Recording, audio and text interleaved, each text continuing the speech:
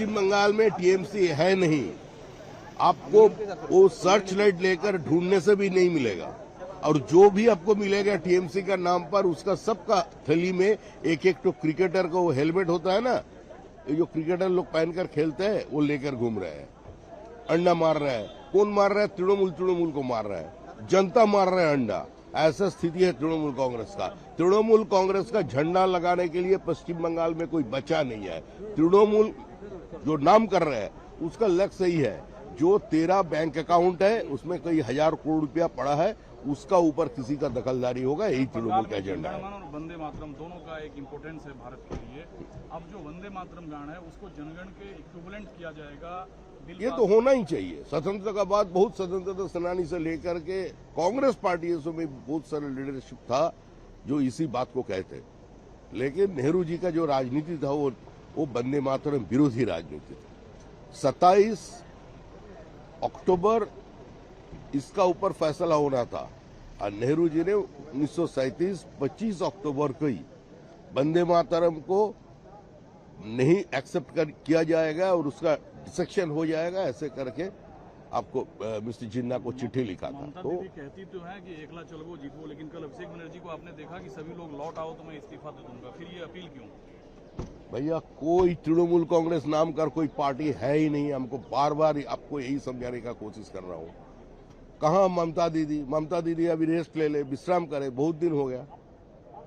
अभी ममता दीदी का जो सक्सेसर था वो क्या बोले नहीं बोले उसका मामला है, और हम लोग क्यों झांकेंगे दूसरे का रसोई घर पर।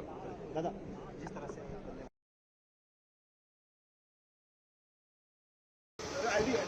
आईडी लगा मैडम।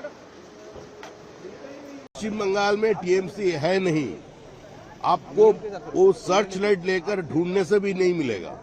और जो भी आपको मिलेगा टीएमसी का नाम पर, उसका सबका थैली में एक एक तो क्रिकेटर का वो हेलमेट होता है ना, ये जो क्रिकेटर लोग पहनकर खेलते हैं वो लेकर घूम रहे हैं। अंडा मार रहा है, कौन मार रहा है? तृणमूल को मार रहा है, जनता मार रहा है अंडा। ऐसा स्थिति है तृणमूल कांग्रेस का। तृणमूल कांग्रेस का झंडा लगाने के लिए पश्चिम बंगाल में कोई बचा नहीं है। तृणमूल जो नाम कर रहे हैं उसका लक्ष्य सही है। जो 13 बैंक अकाउंट है उसमें कई हजार करोड़ रुपया पड़ा है, उसका ऊपर किसी का दखलदारी होगा, यही तृणमूल का एजेंडा है। और वंदे मातरम दोनों का एक इम्पोर्टेंस है भारत के लिए। अब जो वंदे मातरम गाना है उसको जनगण के इक्विवेलेंट किया जाएगा। ये तो होना ही चाहिए। स्वतंत्रता का बाद बहुत स्वतंत्रता सेनानी से लेकर के कांग्रेस पार्टियों में बहुत सारे लीडरशिप था जो इसी बात को कहते, लेकिन नेहरू जी का जो राजनीति था वो वंदे मातरम विरोधी राजनीति थी।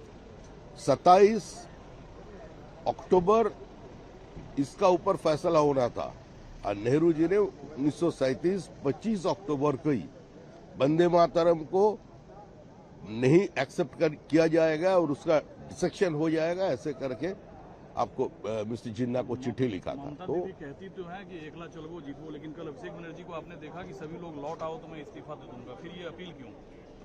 भैया कोई तृणमूल कांग्रेस नाम कर कोई पार्टी है ही नहीं। हमको बार बार आपको यही समझाने का कोशिश कर रहा हूँ। कहाँ ममता दीदी अभी रेस्ट ले ले, विश्राम करे, बहुत दिन हो गया। अभी ममता दीदी का जो सक्सेसर था वो क्या बोले नहीं बोले उसका मामला है, और हम लोग क्यों झांकेंगे दूसरे का रसोई घर पर। दादा जिस तरह से